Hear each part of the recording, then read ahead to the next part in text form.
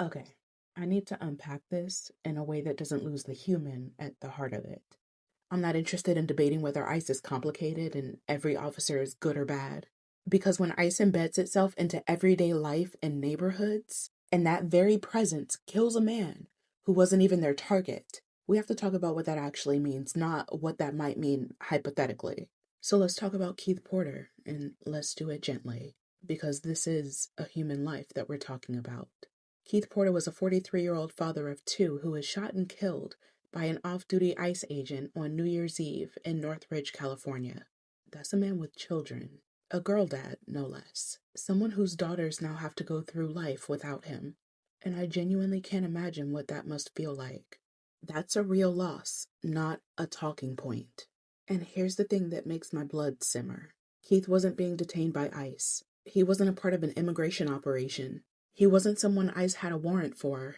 He wasn't even on ICE's radar. Yet an off-duty ICE officer inserted himself in a situation that he never should have been in, and it ended with Keith's life being taken. Now, from what I've read, ICE agents do go through training. Questionable, but training. And that training is about enforcement, detention, compliance, transportation, custody, paperwork. It's not designed for community police response. It's not designed for moments where someone's ambiguous, confused, chaotic, scared, or just human.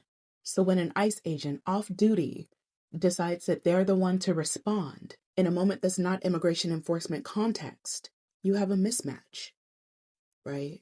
You have enforcement training, not community safety training. You have authority, not discretion. You have orders and compliance, not judgment and empathy. That mismatch is deadly. And it's also why we saw the killing of Renee Nicole Good in Minneapolis, a 37-year-old mother and writer who was shot 3 times in the face by an ICE officer. That shooting has sparked nationwide protests, and local leaders called for accountability after video contradicted the official narrative. 2 different people, 2 different cities, same structural problem. Not one bad moment. A system that is built without limits or accountability, and without a real delineation from things like local law enforcement and community crisis response. And I want to be clear about something very real.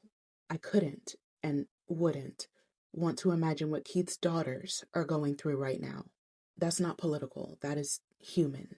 Whatever the legal narratives are, whatever self-defense language gets used, whatever DHS says, a father is gone.